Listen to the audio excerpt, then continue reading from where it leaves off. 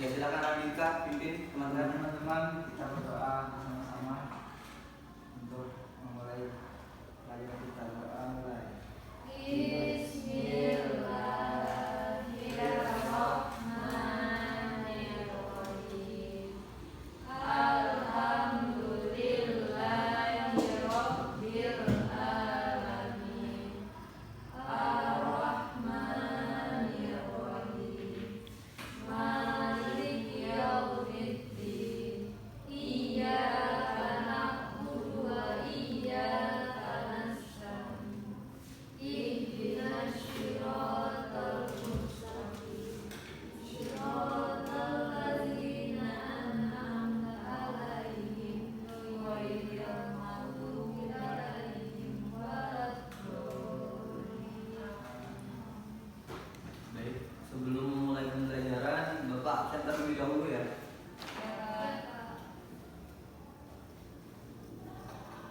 Dia Sinasari, Hadir Pak. Terandika, Berdoa. Anes Julita, Hadir Pak. Noni Azri, Hadir Pak. Oviatul, Hadir Pak. Mardiatul, Hadir.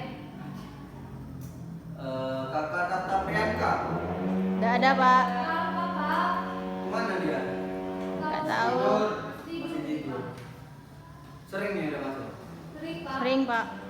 Benar sekali 2 kali Pak. Geri Kempariwati. Dir. Hadir Pak. Baik, berarti yang tidak masuk hari ini yaitu cuma Tata ya. Iya Pak. Cowok, kok cewek Tata ini? Cowok Pak. Cowok.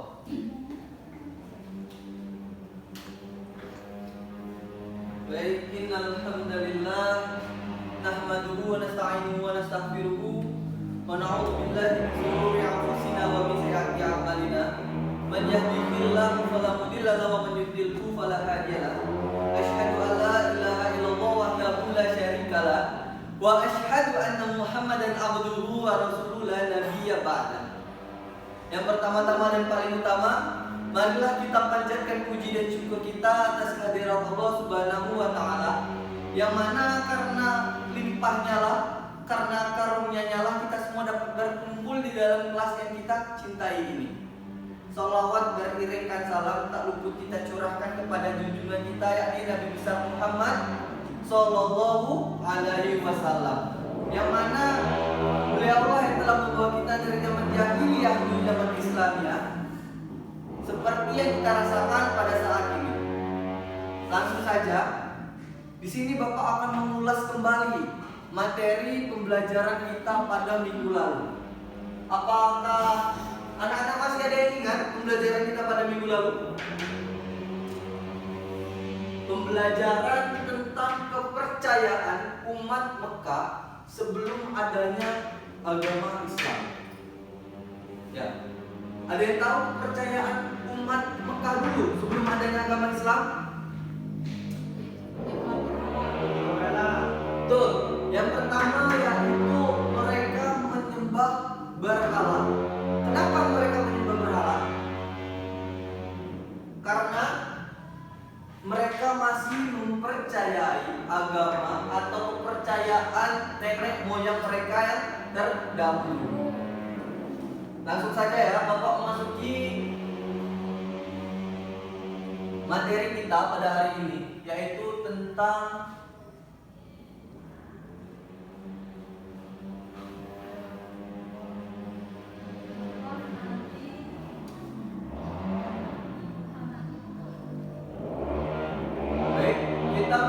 dakwah Nabi Muhammad.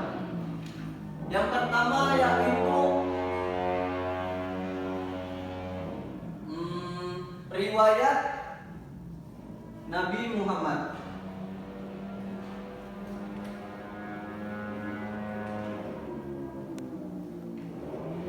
Baik.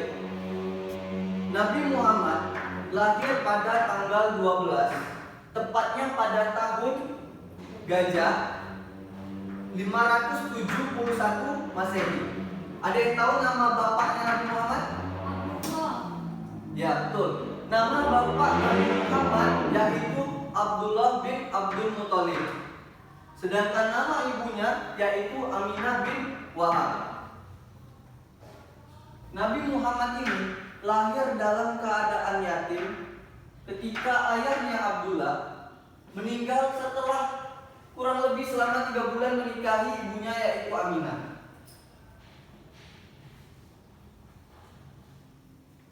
Di umur kurang dari 6 tahun terjadilah pembelahan dada atau pembersihan jiwa Nabi Muhammad SAW yang dilakukan oleh malaikat Jibril.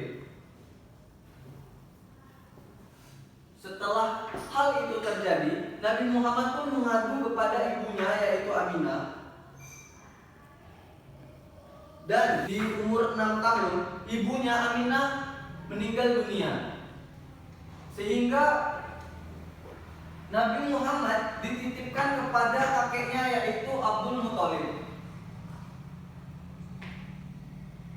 Abdul Muthalib atau kakek Nabi Muhammad SAW itu sangat menyayangi dan mencintai Nabi Muhammad melebihi anak-anaknya sendiri.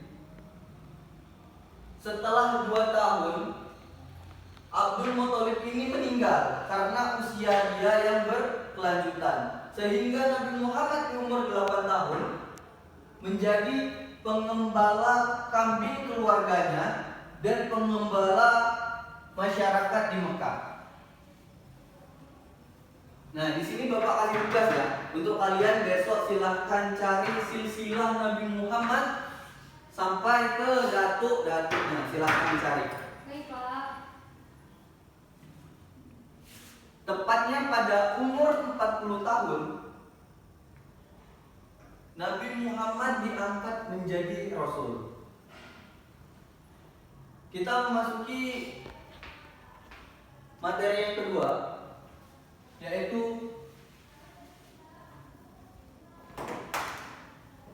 masalah materi tadi udah paham semua? Apa masih ada yang ingin ditanyakan? Belum, Pak.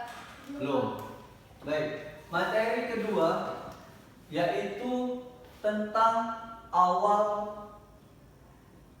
dakwah Nabi Muhammad.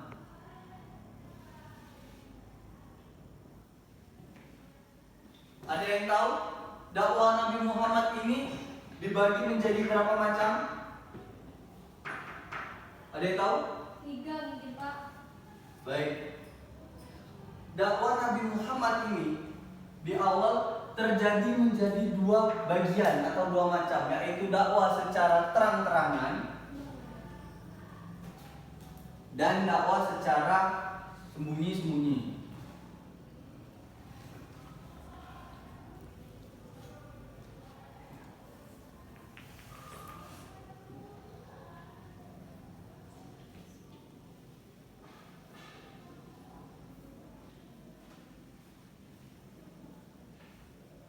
Wahyu pertama yang didapatkan oleh Nabi Muhammad SAW yaitu Al-Quran surat Al-Alaq 1 sampai 5. Silakan. Ada yang ingin dibaca? Ikut silakan baca salah satu dari kalian. Surah Al-Alaq 1 sampai 5. Pak, Silakan Anika. Bismillahirrahmanirrahim. Iqra bismi rabbikal ladzi khalaq. Khalaqal insana min 'alaq. Iqra wa rabbukal akram. Allazi 'allama bil qalam. 'Allamal insana ma lam ya'lam. Cukup. Baik. Surah Al-Alaq ini menjelaskan perintah tentang membaca.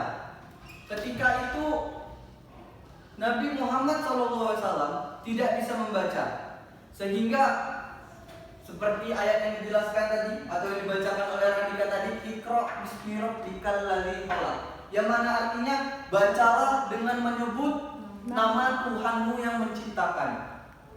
Ketika itu malaikat Jibril yang menyampaikan wahyu pertama kepada Nabi Muhammad SAW mendekat Nabi Muhammad dan berkata, bacalah dengan keras.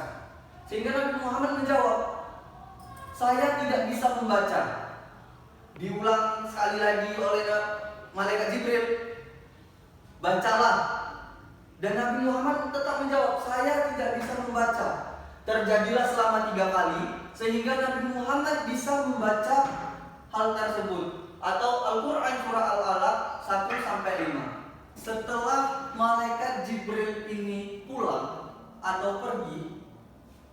Nabi Muhammad SAW pulang ke rumahnya dan menceritakan hal atau peristiwa yang baru ia alami kepada istri Nabi Muhammad SAW.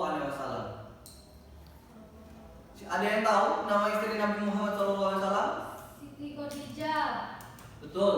Nama istri Nabi Muhammad SAW yaitu Khadijah, atau bisa disebut dengan Siti Khadijah.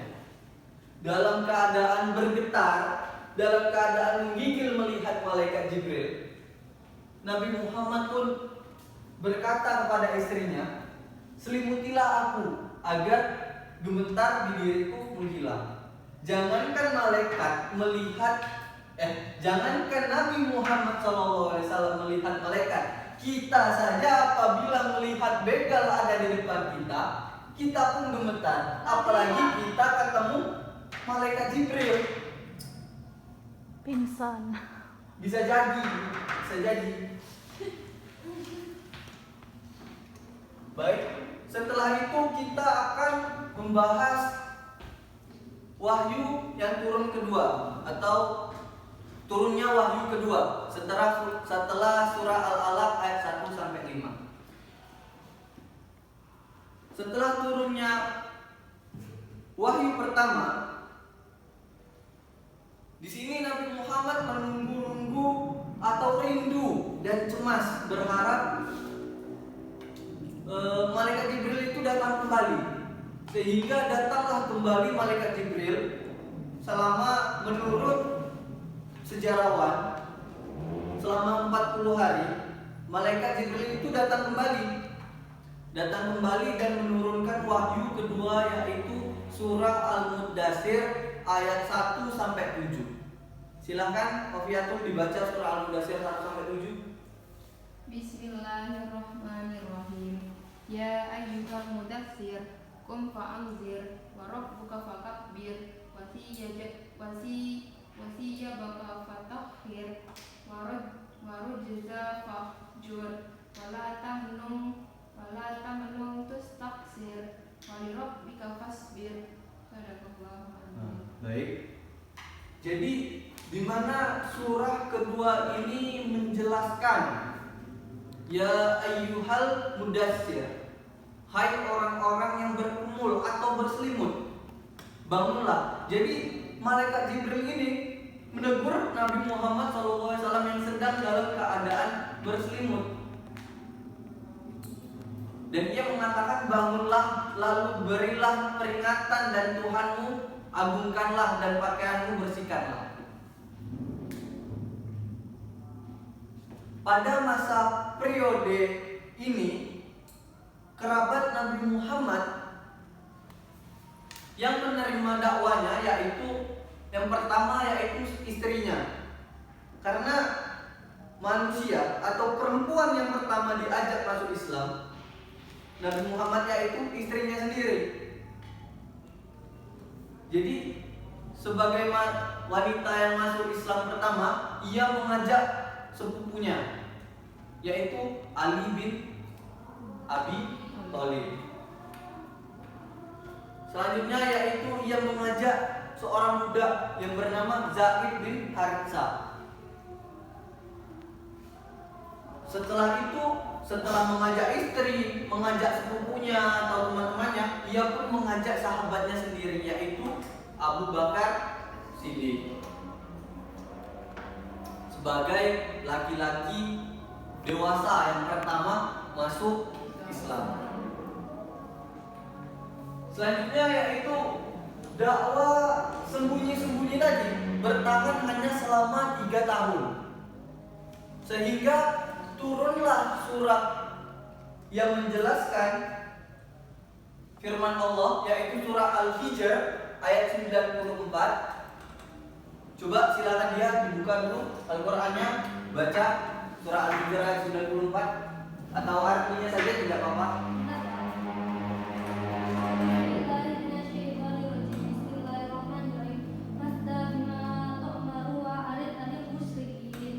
Yang artinya, maka sampaikan olehmu secara terang-terangan segala apa yang diperintahkan kepadamu dan pergilah dari orang-orang musyrik. Baik. Jadi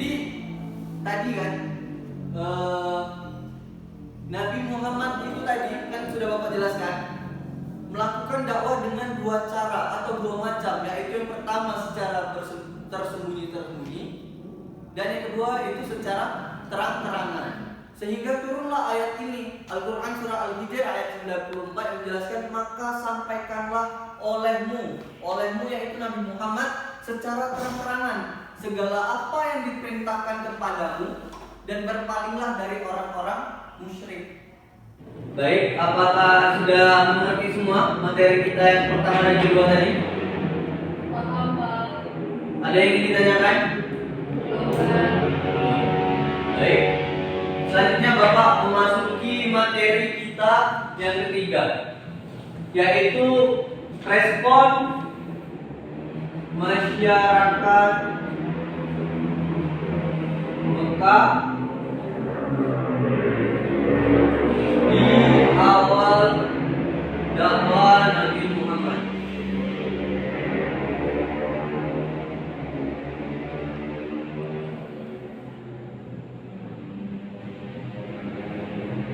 Ada yang tahu respon masyarakat Mekah di awal datangnya dakwah Nabi Muhammad ini? Baik.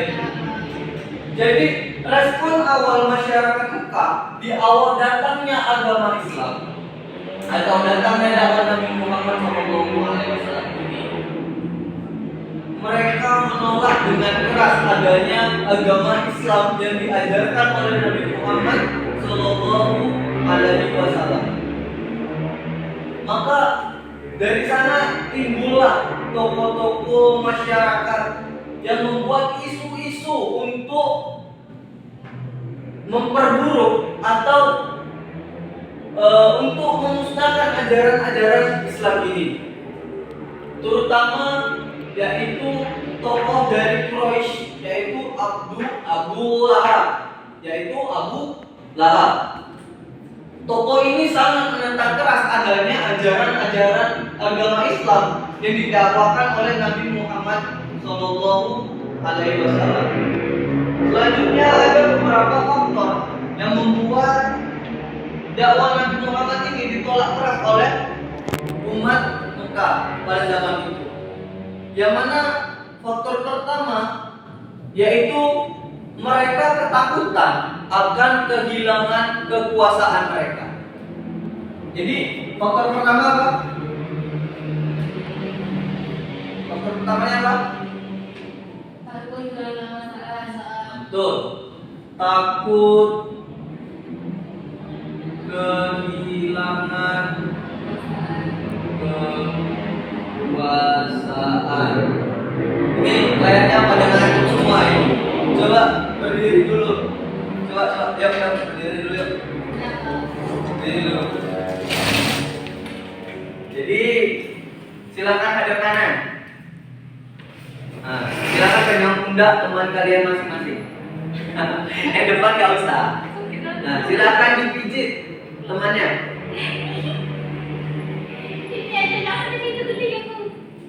Nah, sudah, silakan hadap kiri. Ditian.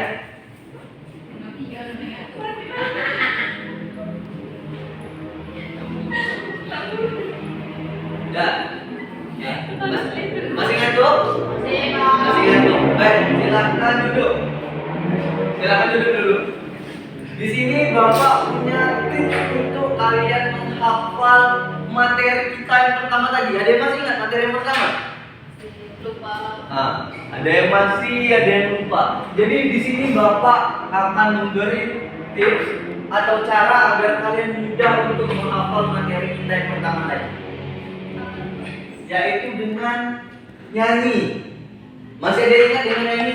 Lahir Nabi Muhammad tanggal 12. Ada yang masih ingat? Masih. Baik, kita mulai ya. 1, 2, 3.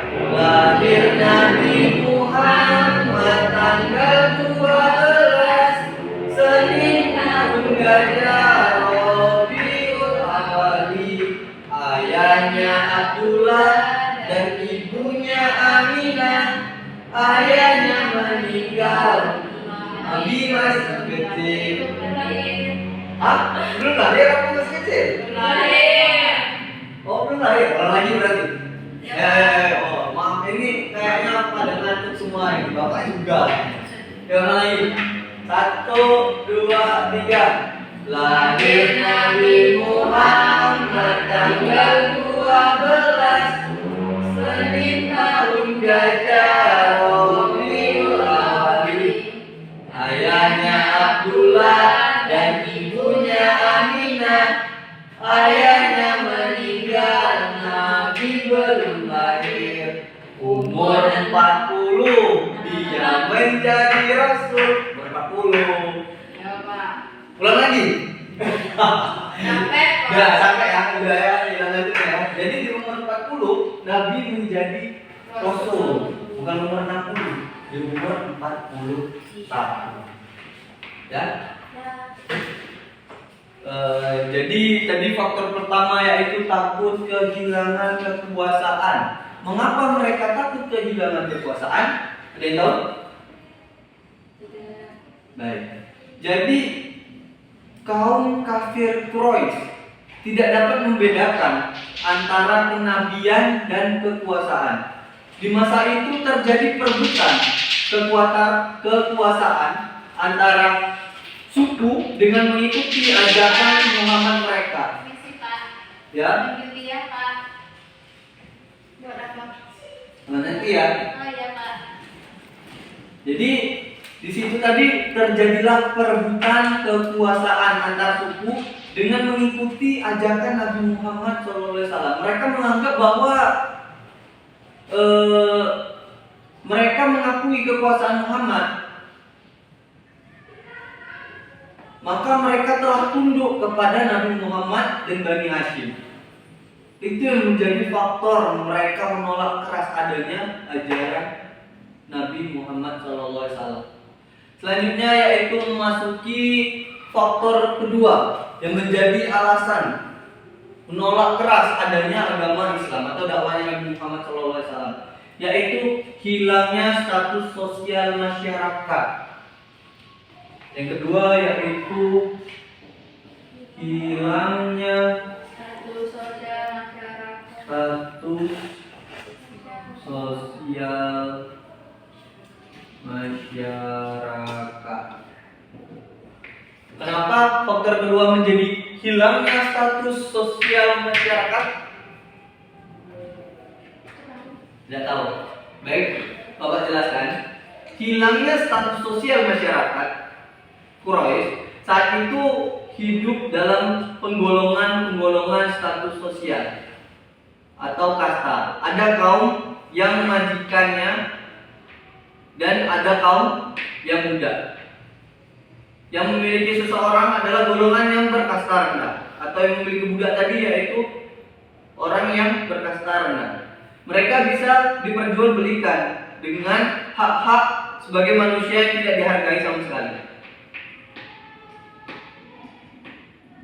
Memasuki faktor yang terakhir, ada yang tahu? Faktor yang terakhir yaitu hilangnya takut akan hilangnya perdagangan berhala atau patung.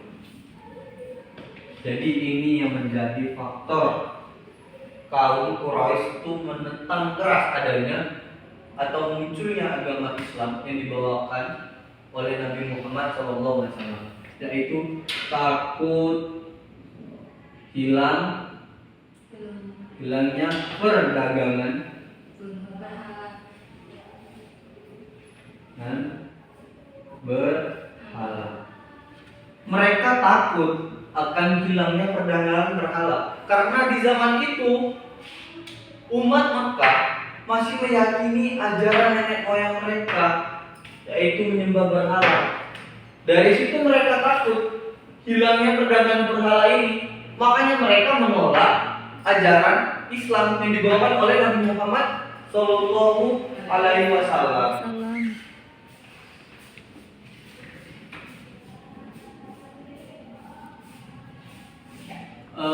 Ada yang ingin ditanyakan dari materi tersebut? Tidak. Belum, Pak.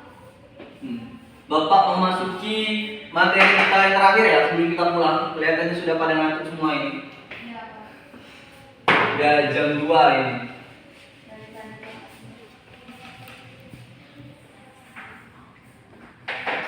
Baik, Bapak di sini akan memasuki materi kita yang keempat, yaitu kunci keberhasilan Nabi Muhammad SAW dalam berdakwah.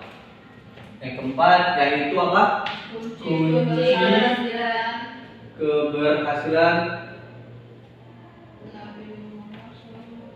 Nabi Muhammad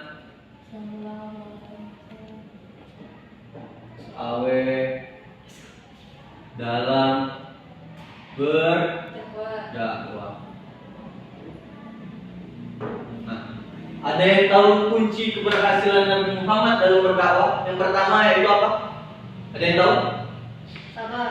Nah, betul. Jadi kunci keberhasilan Nabi Muhammad SAW yang paling pertama yaitu yang harus kita tanamkan pada diri kita yaitu sabar. Ya. Jadi di sini, ya, kalian ngantuk, kalian tidak mendengarkan, kita harus sabar karena ingin menjadi orang yang sabar ini susah. Tidak semudah yang kita bayangkan. Nabi Muhammad pun membawa ajaran agama Islam ini dengan susah, makanya beliau sabar. Kalau tidak sabar, ajaran agama Islam ini sulit untuk diterima oleh masyarakat. Selanjutnya yaitu ada yang tahu kunci keberhasilan yang kedua.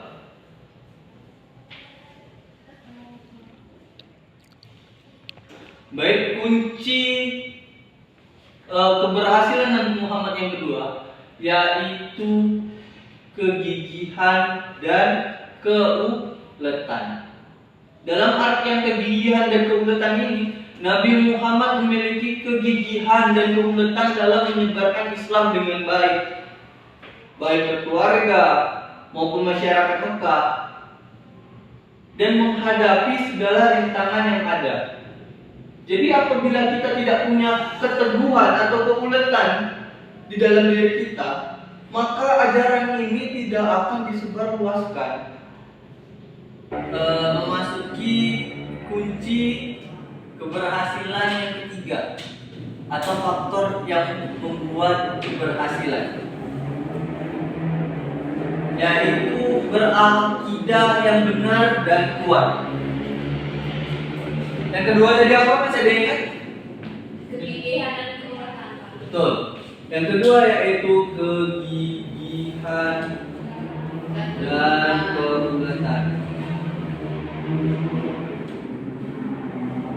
Yang ketiga yaitu berakidah yang benar dan kuat.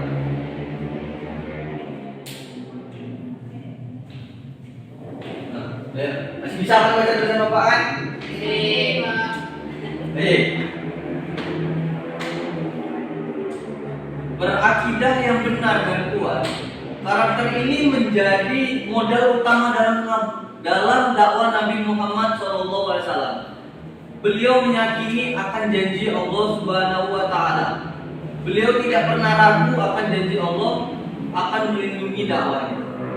Jadi berakidah yang benar dan yang kuat.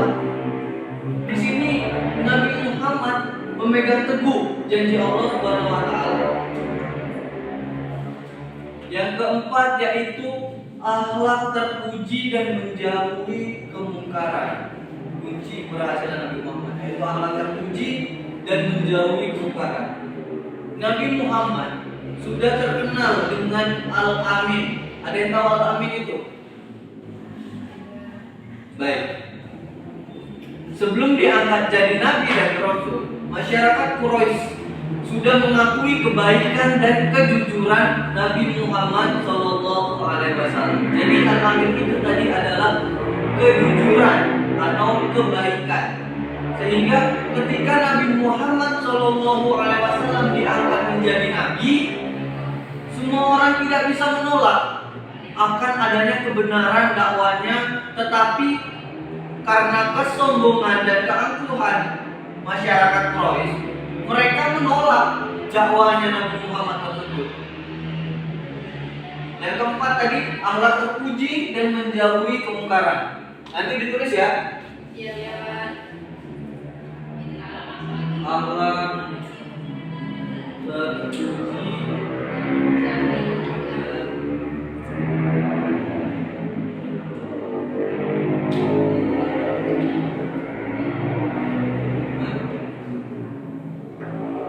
kunci keberhasilan yang terakhir. Ada yang tahu? Kesetaraan derajat Nabi Muhammad menjunjung tinggi kesamaan derajat sesama manusia. Betul. Yang kelima yaitu kesetaraan derajat Nabi Muhammad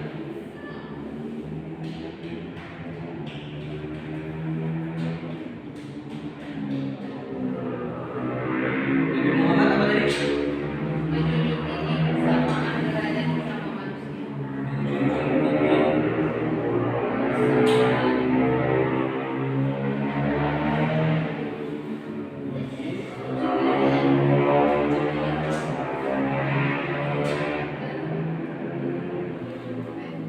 Manusia.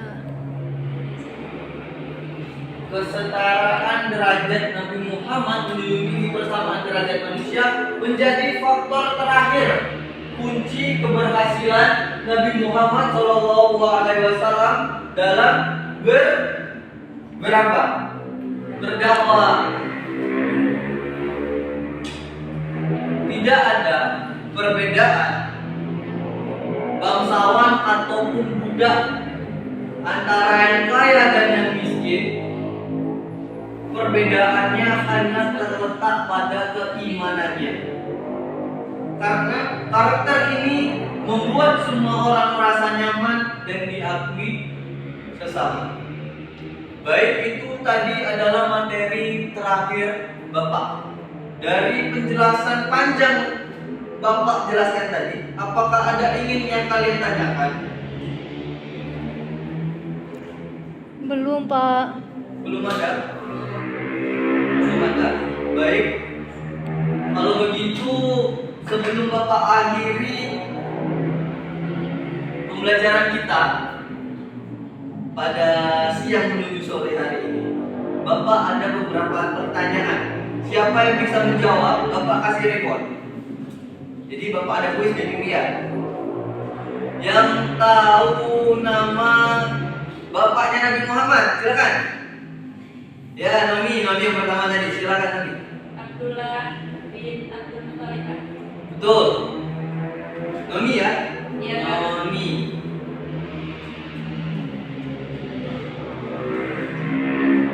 Dapat semua, gantian. Di sini pertanyaan kedua. Silsilah Nabi Muhammad, ada yang tahu? Panjang ya? Panjang. Gak ada yang tahu, jadi Bapak ganti aja ya soalnya. Nama istri Nabi Muhammad. Nah, silakan Noviatul. Siti Khadijah. Betul. Noviatul. Udah ya, Bapak rasa cuma 2 pertanyaan saja. Nanti rewardnya Bapak lanjutkan di minggu depan. Silakan ambil di ruangan Bapak rewardnya nanti. Baik.